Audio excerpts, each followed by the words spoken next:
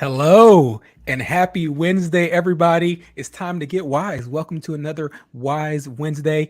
Today, I'm so excited about our special guest today. But for those of y'all that don't know me as of yet, I am Tony King. I have the distinguished honor of being the designated broker for eXp Realty here in Texas.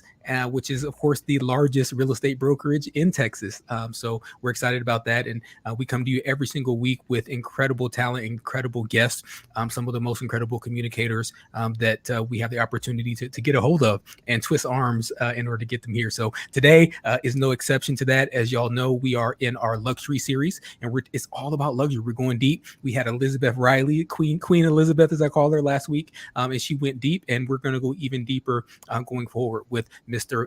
Michael LaFido. So for those of you that don't know Michael, I won't belabor all of his incredible accomplishments. I'll let him I'll let him speak for himself. But Michael, please introduce yourself.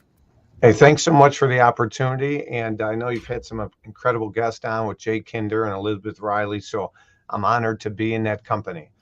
So as you mentioned, my name is Michael LaFido. I am the author of the book Luxury Specialist, and I've written a lot of courses for various organizations, and I help agents, team leaders, and broker owners increase their average sale price and really dive deeper in those upper price points. I think luxury is all relative, right? Texas is a huge state, and you have some very rural areas where they might not have $1 million big McMansions, but I do believe luxury is all relative. So we'll go into that today as well. Wonderful, wonderful. So thank you so much for that. And I want to, I always start with a question about gratitude. So what is it that you're most grateful for right now? It's a great question. Uh, I'm a D in the driver, right? Disc personality. I'm a D. I'm all about getting better and working hard. And sometimes the D's biggest faults are smelling the roses and sitting back to, hey, what you have to be thankful for. And so uh, I probably a canned response, but I'm very thankful for my family. I have three amazing kids and a beautiful wife, and we just went to a college football game yesterday, and just having the opportunity to see them grow. And Facebook shares these throwback memories and seeing where they are and seeing where they were, and it's something that I'm thankful for, and that's my big why, Tony. When It's great. when the market gets you down, or you have that difficult client, and we get kicked in the shins in this industry, and that's not fun. You step on those Legos as a parent, that's not fun. And that's sometimes what this industry is a lot about. There's a lot of turbulence, and being focused on the prize, being focused on the destination is what keeps me positive and keeps me moving. Absolutely, absolutely. So always got to start with the positive why, for sure, and that's what's going to pull you through those tough times. So that may be where we begin, right? Starting with that why. So tell us about what it was that kind of led you into this luxury niche that you've really kind of dominated nationwide. Yeah, no, I appreciate it. So I'll show you. We're in the show and tell industry, and so literally in uh, 2000, 2012, I had a gentleman who was in charge of ERA franchise systems, and he worked with top 50 ERA offices in the country. And unbeknownst to me, and he passed away, a great man, his name was Jeff Rebar. And Jeff called me out of the blue. Unbeknownst to me, Jeff had bought a product that I don't sell anymore. It's been 10 years since I've sold it, but it was called the Ultimate Listing Blueprint. It was a bunch of DVDs and CDs, Tony, $500 product. And one of my modules in there was how I get 8% listings in a 5% market. I'm based in the Chicagoland market. And so Jeff loved the content, and he made the introduction and to a top luxury agent and broker. And I thought she was just going to call me to recruit me, and she did, but she also wanted me to help her, with her branding, because unfortunately, she kind of discounted herself and her fees when I think she didn't have to, because her track record spoke for herself. So I started coaching her, working with her office a little bit, And that was in the town of Hinsdale, Illinois. And there's more $1 million single family sales in Hinsdale, Illinois than any other town in Illinois. It's always Winnetka and Hinsdale, 1 and 2 each year. I mean, former Chicago Blackhawks coach was based there, former Bulls coach. So again, to use Dallas, it's like South Lake or West Lake or Highland Park, right? To use Right. Houston, it's like the Woodlands. It's a very exclusive upper end area. And so I picked up and switched brokerages and started coaching her office. And quickly I realized that it just wasn't her, but there were other top luxury agents that lacked a lot of the branding and the marketing and building a business. So I literally I made the shift from more leads, more listings, more closings, and taking a lot of those same concepts because we launched our own luxury brand being based in that market. And I literally had chamber members, people coming up to me like, where did you come from? Like, and we just started really listing a lot of high-end properties and marketing some of these properties. So that was in 2013, 14, Tony. Um, and we made the shift from really focusing on entry and average price properties, as well as me coaching agents on marketing, to saying, hey, there was a big void in the industry that was needed around luxury. And again, there are other luxury trainers, coaches out there, but they're usually on the West Coast or East Coast where the McMansions are plentiful. Where in the Chicagoland market, we were a buyer's market for a decade in that $1 million plus price point. I mean, you didn't want to take on another listing because it would just sit there, it would be stale. And so it was really out of necessity that we had to be creative and outside the box to get our property sold. And so we packaged up those systems and interviewed other agents. And then, a few years later in 2016, we launched our designation. So 3 years later. That's great. That's great. So you've been doing this a long time. You've been really keyed into the luxury market and almost, perfected it. So let me ask you first off, as we kind of jump right in here, what are some of the most common myths that you see or that you hear as it relates to getting into the luxury side of the house? Yeah, no, I appreciate that. So there are a lot of myths about luxury, um, and I'd like to step back before that. And I got a slide I want to share with you here, um, and because Tony, what is a luxury home, right? Now, uh, every luxury division defines a luxury differently. So on my slide here, I want to share with you whenever you're ready. Uh, you can share on your end, I believe. So these are the four primary price points in most markets. Now, I call them buckets, Tony, to keep it really simple. So every market has an average price point. You can find that out through your multiple listing service, your real estate board, a title company. And so that's what I call bucket number two. It's a good place to start. And so most agents, they focus on bucket number 1 and 2, starter homes or entry level and average.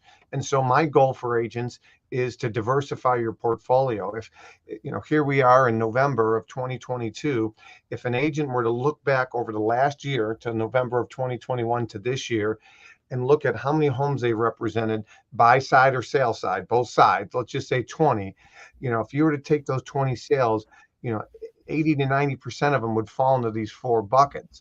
Now, the fifth bucket is what I call ultra luxury, which we define as a home that's 10 times that average sale price. So if the average sale price, Tony, keep it simple, is 400 grand, bucket number two is 400.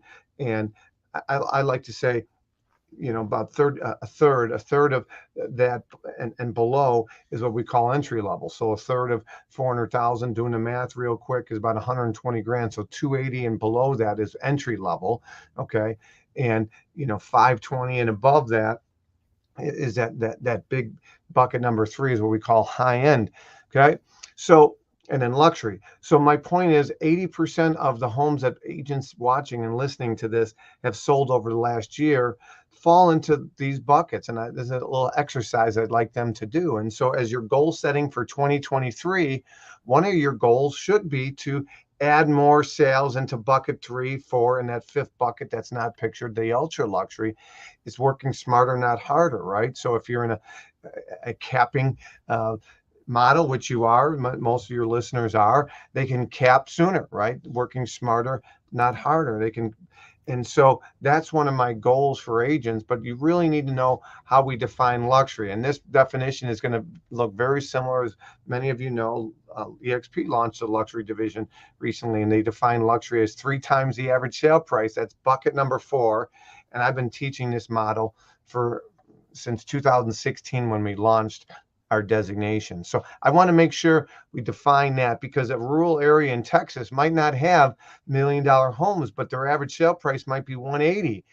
180 times 3, okay? Now you're looking at around 550 to 600. That would be luxury in that market. So I wanted to cover that. Absolutely. Absolutely. So thank you for that. And I think that that is key.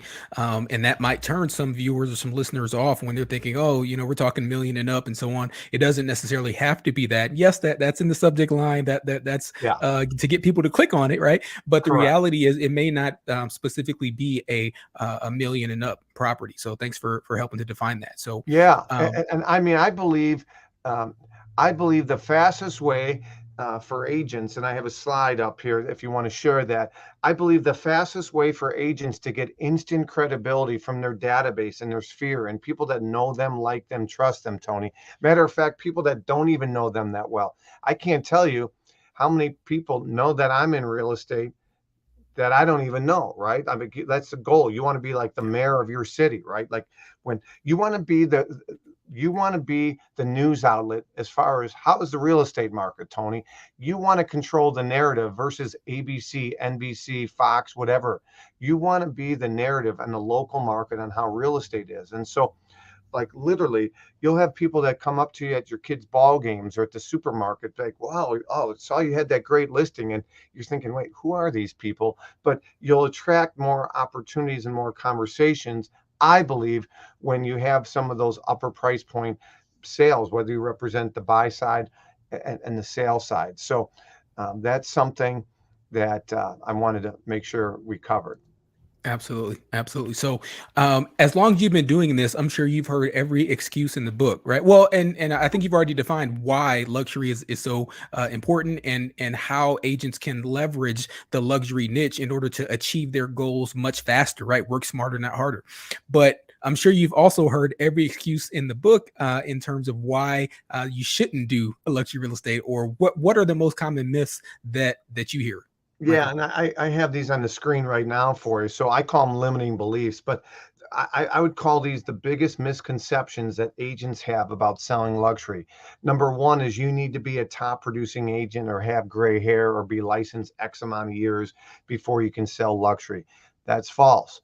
You personally need to be wealthy or come from wealth to sell luxury. False. Or you need to live in that gated community or live in, Highland Park in Dallas or South Lake or Westlake or in Woodlands or wherever it is in Austin or some of these other markets. Those are all false. You got to drive that Maserati. False. You personally need to be with a certain office. That's false. I tell this story all the time, Tony. So last July of 2021, I was on a listing appointment, and it was a former CEO of Office Max. It was a $3 million appointment. I got the call from him late. He had already interviewed a couple agents, and I knew I was switching offices at the time for my team. I run a small team here in the Chicagoland market. I'm with EXP. And at the time, he said, well, tell me about, I was at Properties, which is a great company. They're number one in Chicagoland in luxury. He said, tell me a little bit about ad, or why you don't have a lot of stuff about ad on your website. And literally, I couldn't in good faith hype up a company that I knew I was leaving in 2 weeks. I just didn't feel like that was being genuine to him. So I just said, hey, I have to let you know, Robbie, I am switching companies here in a few weeks. And I had no collateral about the company I was moving to, EXP. I had nothing. I couldn't. He asked me what does EXP stood for, and I couldn't even answer that. He ended up hiring me. It was the highest single-family home of EXP in the state of Illinois at the time, and I wasn't even with the company. I had no collateral, and so that's just a good reminder to everybody listening that whether you're with EXP, XYZ, Coldwell Banker, doesn't matter.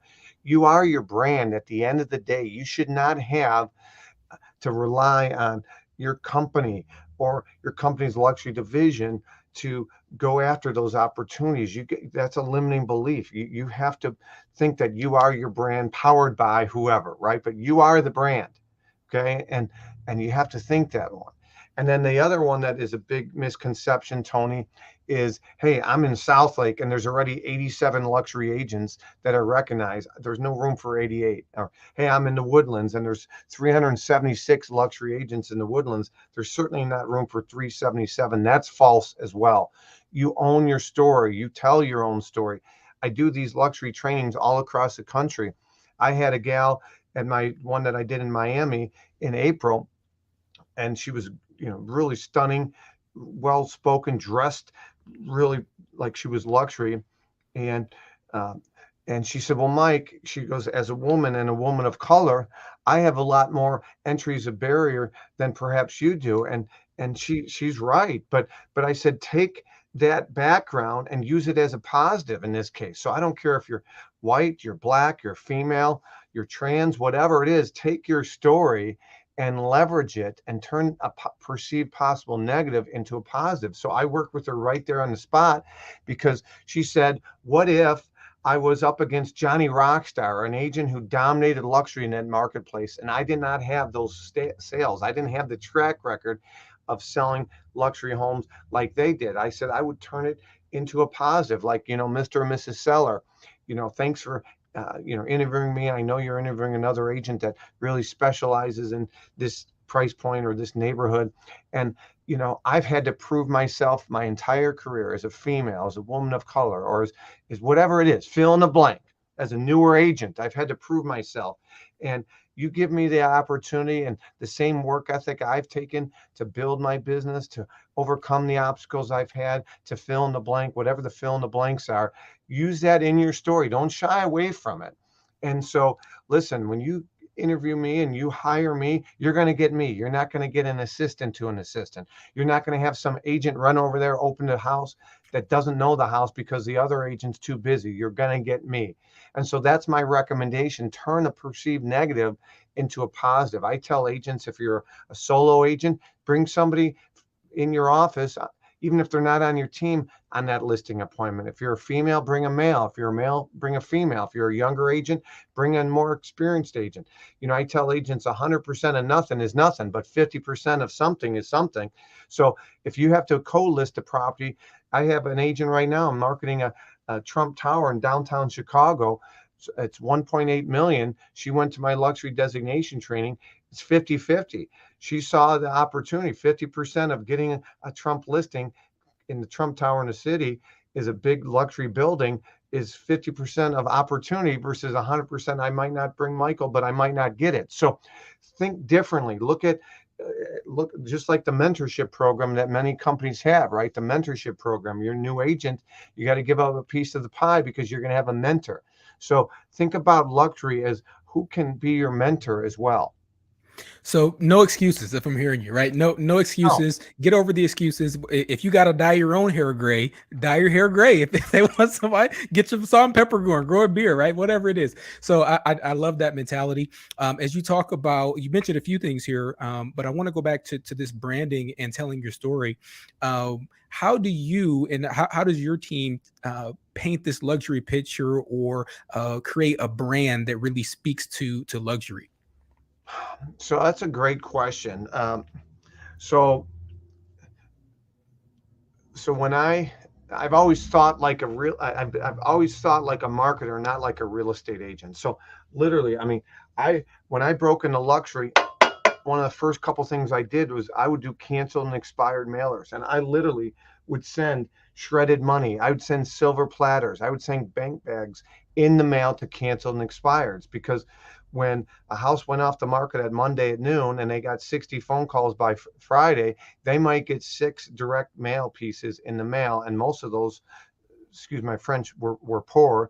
They were just, There you hey, go. my name is Mike, hire me. I'm the best thing since sliced bread. Where I would do some standout mailings, some bulk email, and multiple touches, because I knew what a sale was worth to me, and I was willing to outspend my competition because I saw the opportunity. I was hungry. I'll never forget, Tony, my first trophy listing opportunity. It was a $4.5 million canceled and expired that I'd sent something to. And he called me and said, "Hey, can you be at my office at Tuesday?" Well, it was like really the first business day after New Year's Day, and it was negative. Wind chill was like -10 out. I took a train down to the city, and I was supposed to meet with him at, I think, 7 a.m. So I mean, I had to take like the 5:40 train down. Believe me, I wasn't happy about the 5:40 train, and it's cold out. I mean, it was literally freezing out, but I was hungry. I was hungry. I wanted it. I wanted it bad, so I was willing to do it. I went down there, got to his office like 7:10, so I was sweating like I'm going to be late, and I was late. But he didn't show up till like 10:30. His personal manager was calling. The wife was worried. Nobody knew where he was. But gosh darn it, I would stay there till 2 p.m. if I had to, because Right. I wanted to show, not that I was desperate, but I was hungry. And Yeah. so again, you got to be willing to do the things your competition, uh, isn't willing to do, and be likable. At the end of the day, I got a slide I want to share with you. If you were to say one quote that would be you know, uplifting to your audience, and it's like people would rather do business with someone they like and they trust, Tony, rather than someone they don't. Even if this likable person is offering a lower quality product and service at a higher price. So let me use real estate terminology there. People would rather hire you, Tony, to sell their luxury home because they like you and they trust you. Maybe they golf with you and they realize that you've never sold a luxury home, rather than Rockstar Rick and Rockstar Roxanne, because they seem unapproachable and not likable. Okay. Even if you charge the same as them, that other person. Okay. So just keep that in mind. So I teach agents, of course, to be likable and offer a higher quality product and service. That's great. That's great. And no shade, Rockstar Rick Carr. He wasn't talking about you. We have actually one of our managing brokers is called Rockstar Rick. So that was No, no shade, by the no, way. I like nicknames, and R, so It goes. It part-time goes. Patty, part-time Paul, Rockstar Roxanne, Rockstar Rick, you There you know, go. um, analytical Alex, analytical Amy, so I use that though, Tony, when I'm Yeah. on a listing appointment, like, I call myself a marketer, right? So Michael, marketer Mike, but there's a lot of passive Pauls and passive Paulines out there, Mr. Seller, that they'll throw your home on the computers and rely on others to sell it. That's passive marketing, where I'm proactive marketing. Okay. Yeah. So again, tell stories and tie them into relatable analogies that your clients can uh, identify with.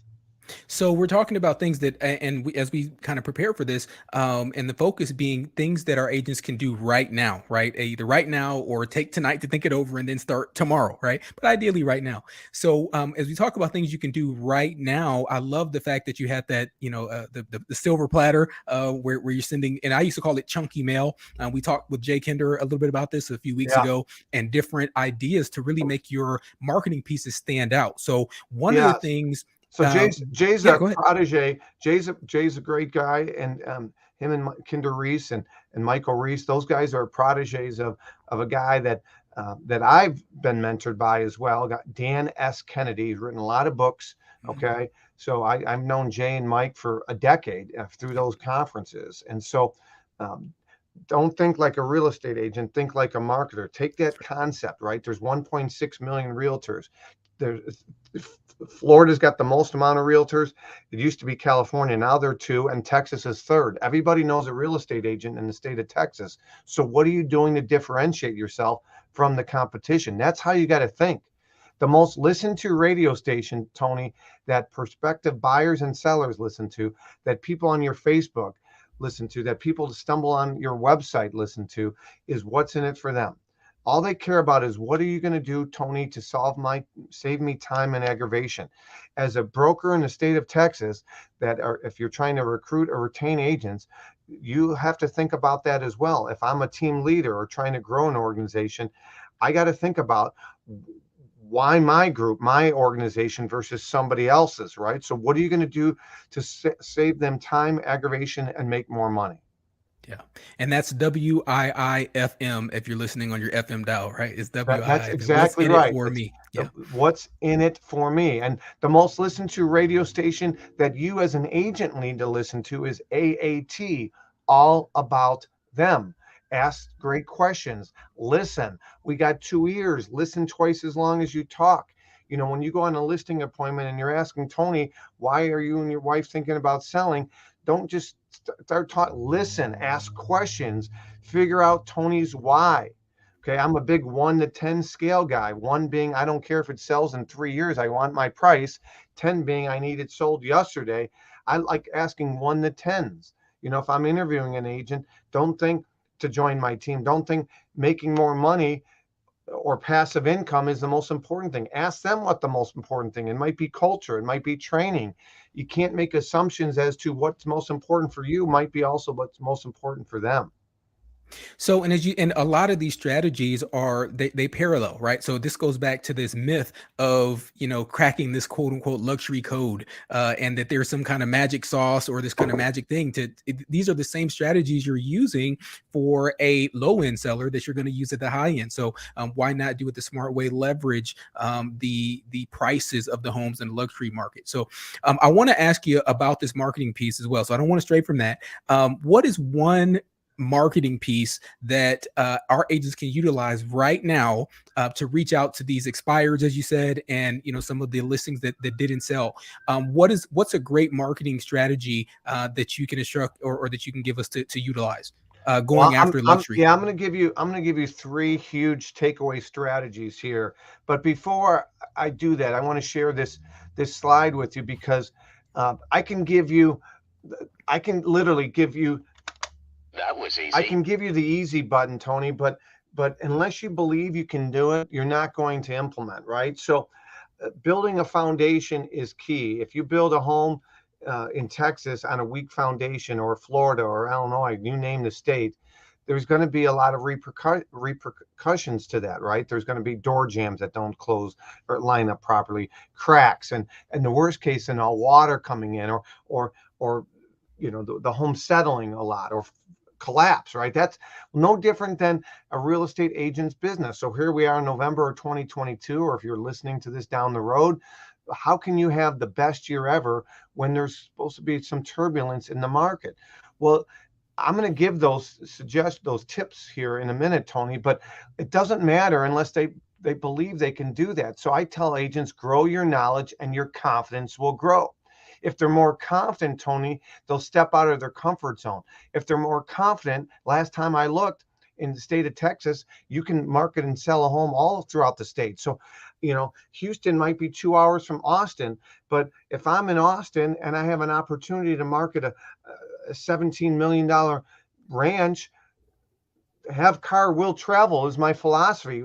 If you partner up with a local agent that can be there on a short instance, and maybe you give them a piece of the pie, why wouldn't you do that? I have a firm philosophy that my marketing is better than the competition. So if I moved to Tony, to your market, and I didn't know anybody, and I had an opportunity to list a multi-million-dollar property in Dallas that would be 3-hour drive for me, as long as I have access to the MLS and it wouldn't hurt the client from an exposure standpoint, I would partner up with a local agent and I would do it. But I have that knowledge and that confidence to do that, but it happens over time. So what are you listening to as an agent? Who are you surrounding yourself with? I know you're listening to Tony's podcast, which is a great start. You're listening to this, right? So growing your knowledge and your confidence will grow is the key. But let's get back to the question that you asked. And I'm going to look for Yeah, that right here. and as you scroll for that, Mike, one thing I want to say as well. I mean, obviously, you're making my broker bones tingle a little bit as the designated broker for all these agents, right? But we do have to make sure that we are competent in those areas, and that's why I love you said, hey, look, I'm willing to be the marketing expert. Let me get with someone that is competent in this geographical region and partner with them, right? Because as you mentioned, 100% of zero is zero, but 50% of $1 million, $2 million listing, Yep. heck, that's a ton of commission. So you want to make sure you're partnering, and always stop by to chat with your broker. Ideally, if that's me, hey, come talk to me. Otherwise, get with your broker and ask, hey, how can we partner up with someone maybe in a different region, in a different market, I happen to be a member of 68 different MLSs across the state of Texas. So I'm happy to, put some of those relationships together, but don't hesitate to swing by. EXP agents, of course, you can reach out in our metaverse environment, or you can reach out via workplace chat to any one of our broker teams or to anyone in those markets. So that's one of the really cool things, at least here on this side of the house. Yeah, no, you bring up a good point. So, for example, licensed agent, I'm based in Illinois. Uh, I mean, I could sell commercial properties. I could sell, a building. I could sell a big warehouse, but doesn't mean I should do it, right? So, Yeah. like in Yeah. those scenarios, I'm going to bring on an expert and let them be the lead agent. I might take a referral fee, a larger referral fee, and do some behind the scenes stuff. But yes, you have to think about the consumer first, right? At the end of the Right. day, it's a black eye on all of us and doesn't help our industry if you take a listing and you're incompetent about the area and you do a bad job. Not only gives your brokerage but it gives all of us a bad name. And so I do want to make sure that I say that. So although I have car will travel, if I don't feel comfortable enough, I will let somebody else be the lead agent and I'll be behind the scenes. Or if I can't be the lead agent because I'm not in the MLS, of course, I'll do that as well. But if I feel comfortable and it's not going to hurt on an exposure standpoint, then I will do a little travel to take on a property. So Absolutely. getting back to your original question, some key takeaways from this. One of the things I teach, it's a concept that and I'm going to go to one slide and come back to this. If you remember from Naughty by Nature from the 1990s, OPP, other people's properties. And so I teach That's not what that stood for, though. I'm joking. I'm well, joking. Okay, go ahead. yeah. So other people's properties. So in this case, the three things that I would recommend that agents do, number one, is attend other agents' broker open houses if you have those in your market, right?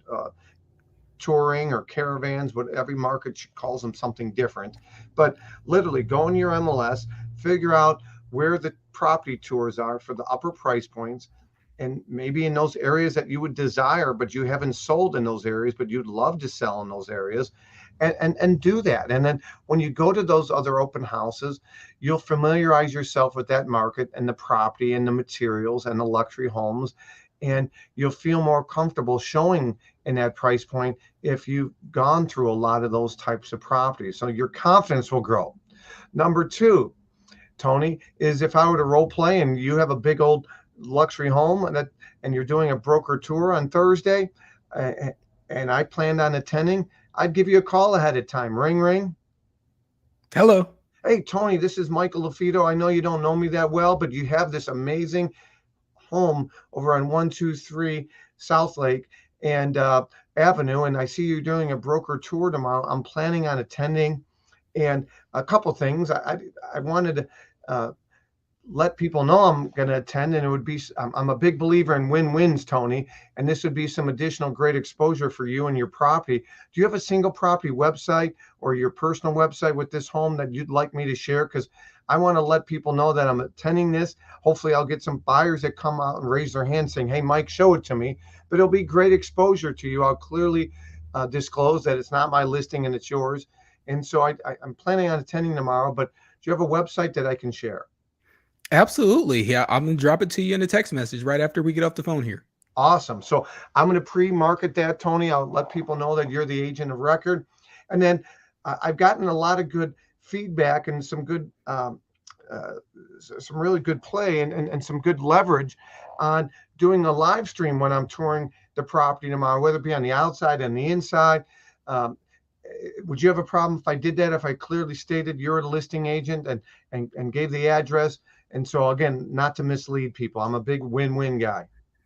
Yeah, absolutely. I mean, I think that's a great idea. So, I'm so too busy that's to an to really invest in that. So So that's a great example of how you can leverage other people's properties by attending luxury open houses of broker tours, midweek tours, right? Now you could do the same thing on public open houses as well, or you can host an open house at somebody else's listing.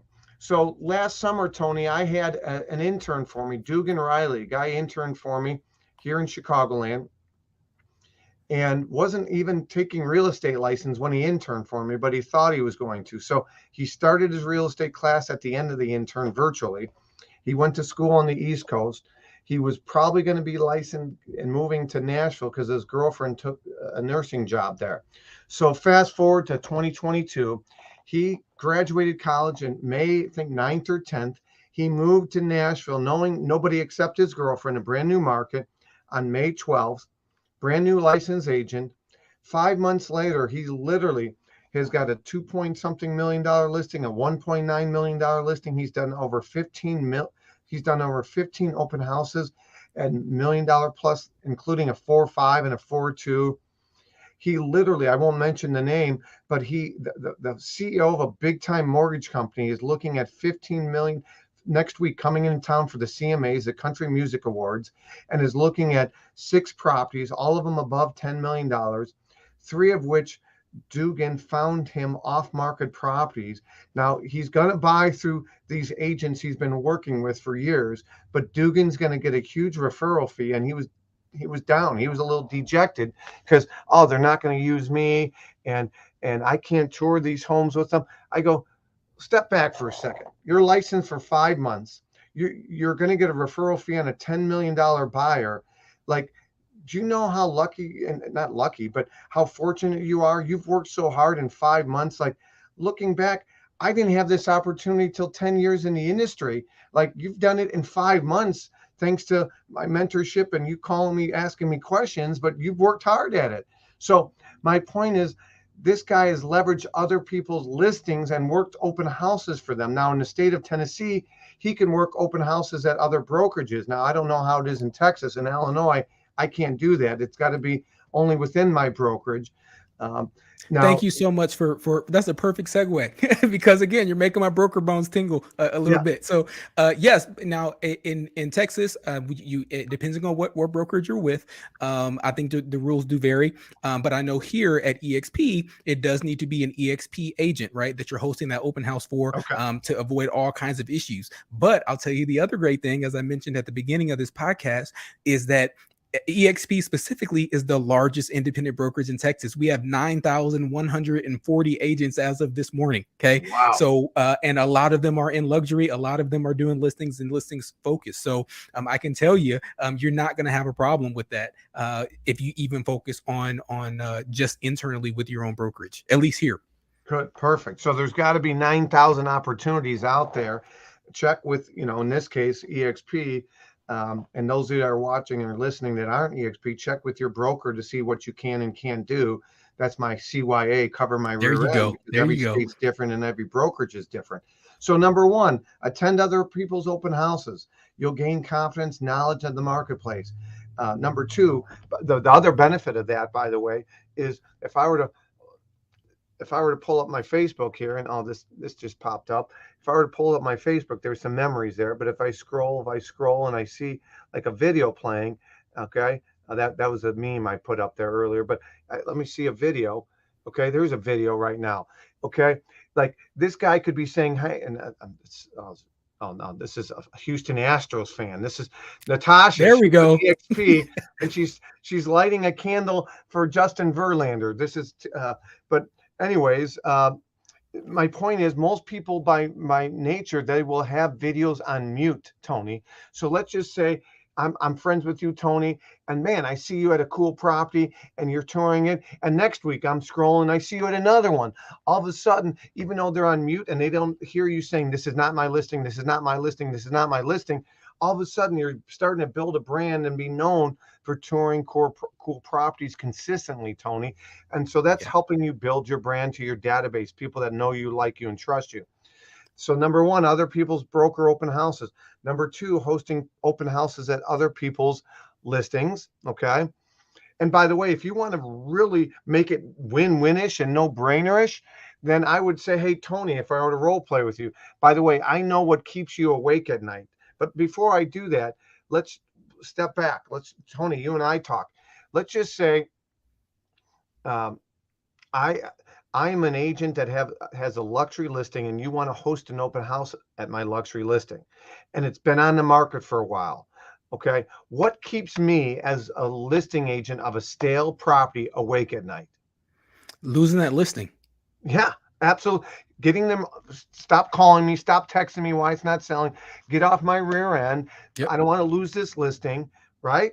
Fair Yeah, enough. absolutely. So knowing that Every time that phone rings and you see it's your seller and you're like, oh my gosh, is he going to fire me today? Is today he's going to fire me? I have some of those clients, right? The anxiety up the roof, like it's going to be a 20-minute call, repeat, the broken record technique. The market slowed down, doesn't matter what you think it's worth. The market dictates all these conversations we have time and time again.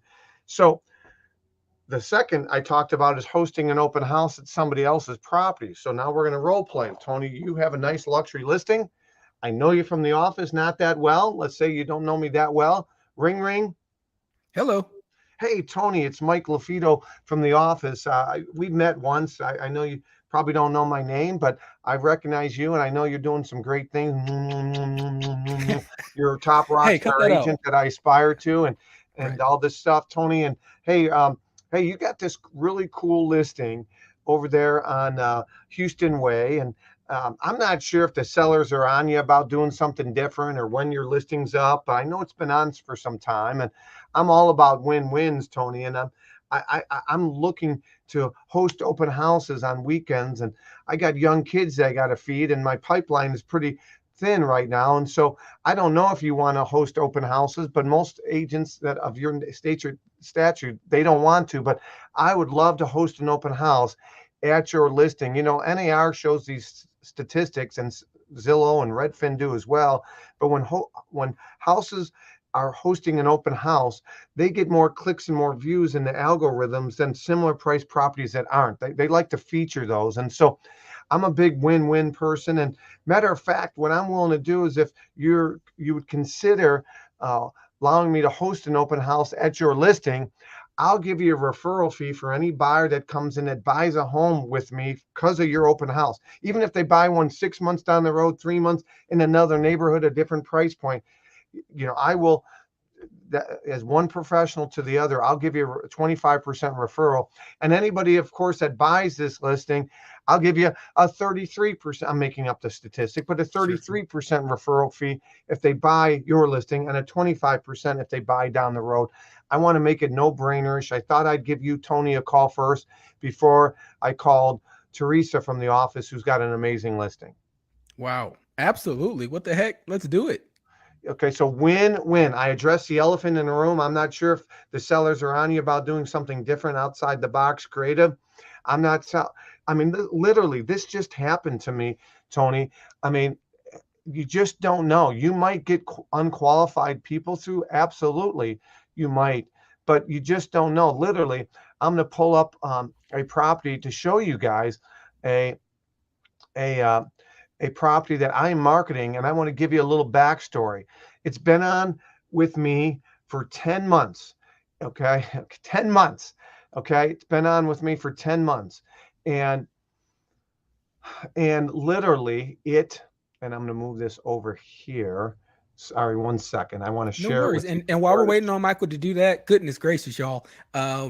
If you're finding value in this, I mean, so far I've already got a page full of notes here. But if you're finding value here, make sure you smash that like button, click that subscribe button, as well as the bell notification icon, so that you know the next time we do these. We do these every Wednesday, but sometimes you forget because you're a busy agent, and I get that. That's what the bell is for. Click the subscribe, click the bell. You'll get notified anytime we go live, like we will next Wednesday as well. Wait till you hear about who we have coming up.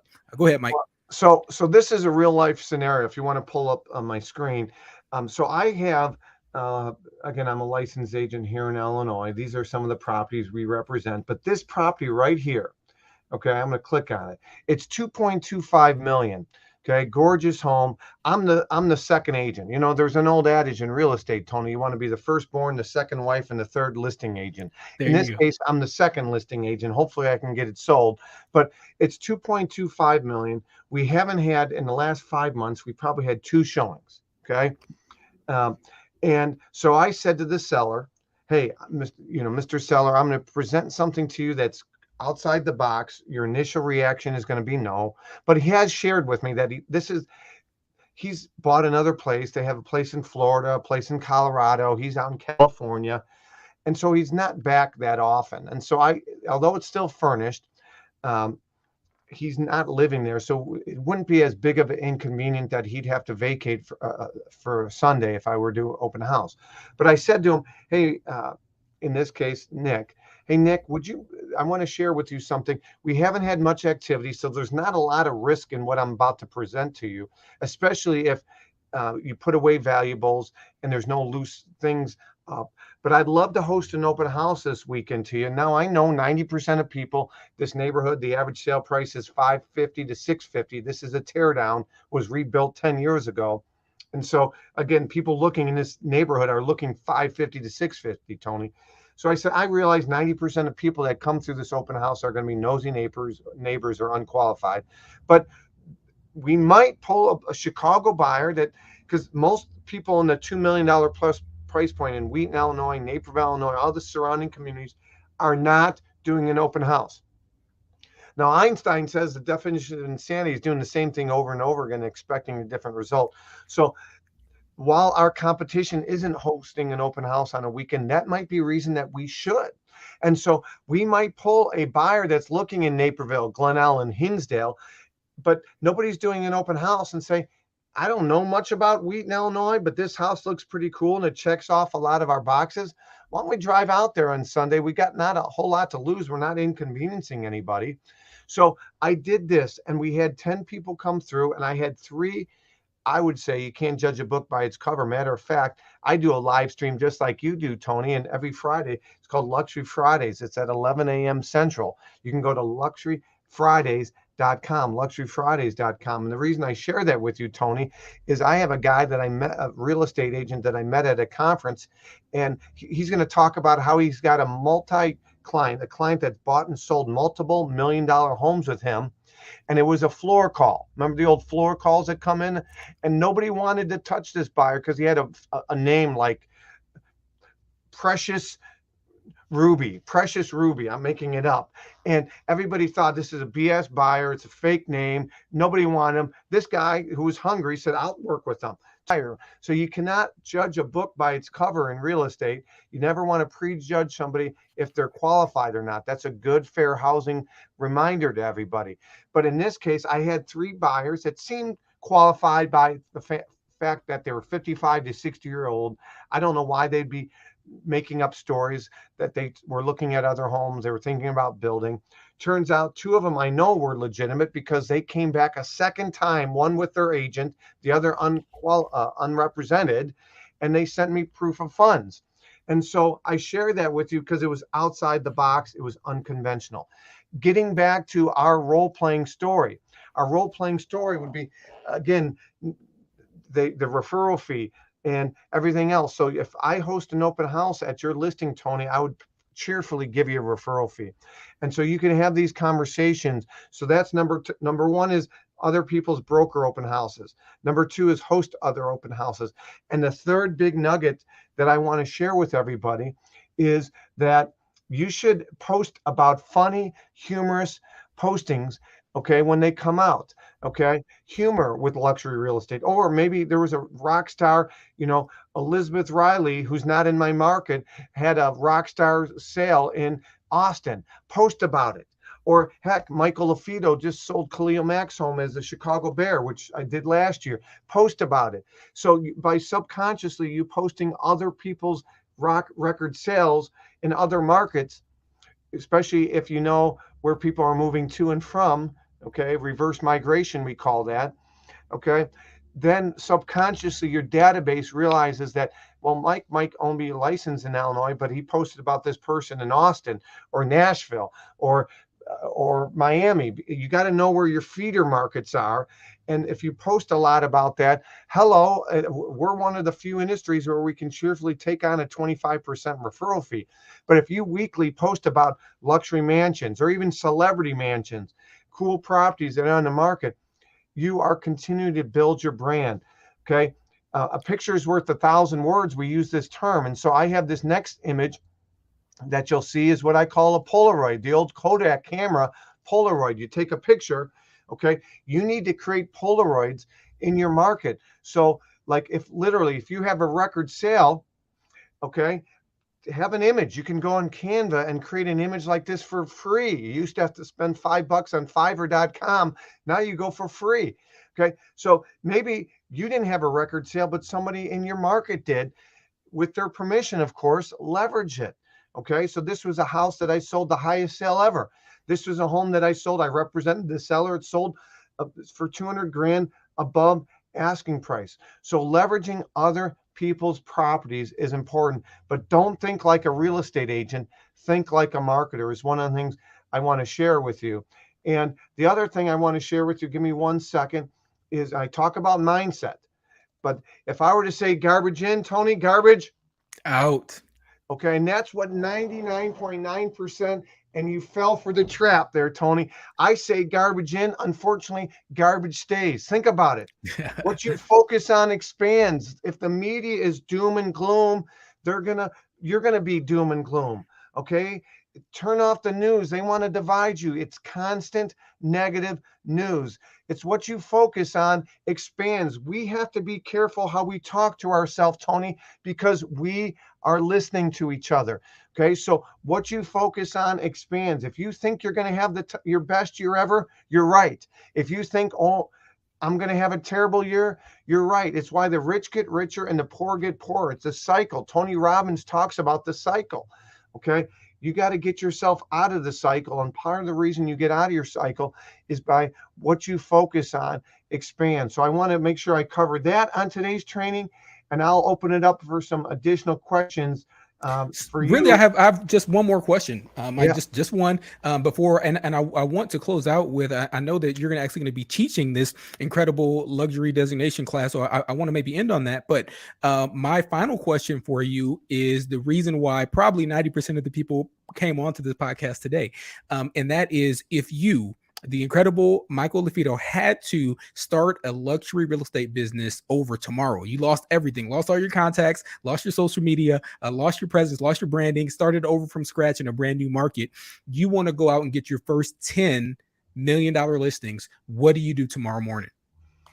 How do you build that Yeah. brand back up? So I would leverage other people's successes, number one. And so for me, we have this Lux network in our designation. I would leverage other people within my networks, listings and sales, other people's properties, right? That would be number one. Number two, I would uh, I would consistently go to where the money is, right? So what I mean by that, you're networking. I would be a chamber of commerce and Westlake and Southlake and the Woodlands. I would go to the chamber meetings and meet business owners. Hello, the business owners know people. Okay, and so if you bring value to them and you ask them, hey Tony, you got a lot of contacts, how can I be of service to you? How can I help your company? How can I help you get more clients? Like, don't just tell them what they want to hear, but be authentic with it. Naturally you'll be top of mind awareness, right? And they'll want to reciprocate that to you with referrals or introductions. So bringing value to these people is number. And then number three is, success leaves clues. Tony Robbins says success leaves clues. So what are you listening to? Who are you focusing on? Okay, that is something that I would recommend. I have on I the love that. links on the screen right now ways people can be in contact with me, including my email address, some of our websites, including my Luxury Fridays, which is a live stream, okay, and my social media, my TikTok, Instagram, and YouTube channel. Just like Tony said, if you go to YouTube, Marketing Luxury Group, hit that red subscribe. I do my weekly live streams. You'll be notified when we do those. But Tony, you did bring up something. I am coming to Houston. Um, it's literally 3 hours.